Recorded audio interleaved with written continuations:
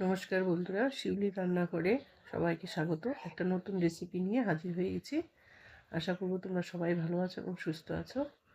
আজকে বানিয়ে নিচ্ছি শুক্তোর ডাল বা তিতে ডাল। গরম পড়ে গেছে এখন, আর একাদশী পরের দিন সবাইকে নিরামিষ খেতে হয়। কালকে আবার শিবরাত্রি আছে, আজকে তো সংযমও আছে। তো সব মিলে আজকে একাদশী হবেই, তাই মটর ডাল দিয়ে আজকে শুক্তোর ডাল বা তিতা ডাল করে নিচ্ছি। দেখি তোমরা সবাই পারো, তাও আমাকে দেখো যে আমি কিভাবে বানিয়ে নিচ্ছি। আমার রেসিপিটা একটু দেখে নাও। যদি ভালো লাগে অবশ্যই ট্রাই করবে, এবং ভালো লাগলে লাইক শেয়ার কমেন্ট অবশ্যই করবে। আর আমার পেজটাকে ফলো করে দেবে। যারা ইউটিউব থেকে দেখছো তারা অবশ্যই সাবস্ক্রাইব করবে। আড়াইশো মটর ডালটাকে নিয়ে ধুয়ে পরিষ্কার করে প্রেসারে লবণ দিয়ে সিটি দিয়ে দিচ্ছি, কারণ এই ডালে লঙ্কা পড়ে না, তাই লঙ্কা দিলাম না।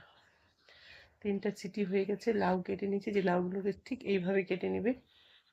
কেটে নিয়ে লাউগুলো একটু আলাদা করে সিদ্ধ করে নিচ্ছি। একটু লবণ দিয়ে দিচ্ছি, ডালেও লবণ দিচ্ছি এবং লাউয়ের লবণ দিয়ে দিচ্ছি। আর এখানে দিয়ে দিচ্ছি সজ, মৌরি আর একটা তেজপাতাকে ভাজা ভাজা করে নিচ্ছি।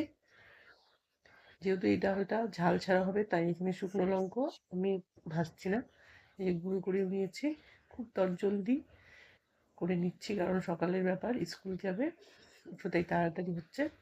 আদাকে পেস্ট করে নিয়েছি। আধার রসটা আমি এবার ডালের মধ্যে দিয়ে দিব। কাঁচা ডালের এই যে ডালটাকে যে ফুটিয়েছি সেই ডালের মধ্যে দিব, আর আধাটা আমি সম্বারে দিব। এইখানে আমি একটা করলা নিয়েছি, করলাটাকে ভেজে দিব। যেহেতু আমি তিতা ডাল বলছি, একটু তিতা দিতে হবে, তাই এই করলাটাকে এমনভাবে ভেজে নিব যেন তিতা ভাবটা চলেই যায়।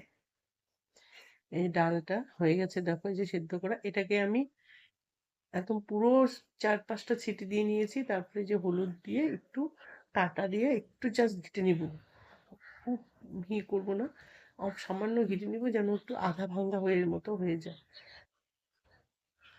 হয়ে গেছে। এর মধ্যে আমি সিদ্ধ করা লাউটাকেও দিয়ে দিব। এই দেখো, একদম মিহি করি নেই কিন্তু ঘিটে। এই যে সিদ্ধ করে রাখা লাউটা এবং লাউয়ের জলটা দিয়ে দিচ্ছি। তারপরে দেখবো যদি জল লাগে তাহলে জল দিব, আর যদি না লাগে তাহলে না। এটা যেহেতু 250টার ঘন হয়ে যাবে অনেকটাই, সকালবেলা ফটাফট করে নিচ্ছি রেসিপিটা। এই যে আদা এইখানে আমি দিয়ে দিচ্ছি, পেস্ট করা আদাটা সুন্দর গন্ধ হওয়ার জন্য। দিয়ে এটাকে অল্প একটু, আমি দেখলাম জল লাগবে তাই হাফ মগ জল দিয়ে দিচ্ছি। দিয়ে এটাকে আরেকটু বয়েল করার জন্য দিব, গ্যাসে বসিয়ে নিব। আর ওইদিকে আমি করলাটাকে সুন্দর করে ভেজে নিচ্ছি। একদম লাল লাল করে ভেজতে হবে, যেন একটু মানে তিতা ভাবটা নাই থাকে, তাও এর নাম হবে তিতা ডাল। দেখো ডালটাও বলক চলে এসেছে, এবার সম্বার দিয়ে নিব। ওই যে করলা ভেজেছি ওই তেলের মধ্যেই আমি আরেকটু তেল দিয়ে শুকনো লঙ্কা, তেজপাতা, সজ, রাঁধুনি, একটু মৌরি দিয়ে দিচ্ছি। দিয়ে এটাকে ভালো ভালো করে ভাজা করে নাড়াচাড়া করে নিয়ে এর মধ্যে আমি আদাটা দিয়ে দিব। আমি আদা দিয়ে দিয়েছিলাম ওই ডালের মধ্যে, এই আদাটা দিচ্ছি সম্বারের মধ্যে। ভালো করে নিয়ে এটাকে আমি একদম প্রেসার কুকারের মধ্যে ঢেলে দিব। বা বড় কড়াইয়ের মধ্যে যদি আমি সম্বারটার ব্যবস্থা করতাম তাহলে আমি কড়াইটার মধ্যে ঢেলে দিতে পারতাম।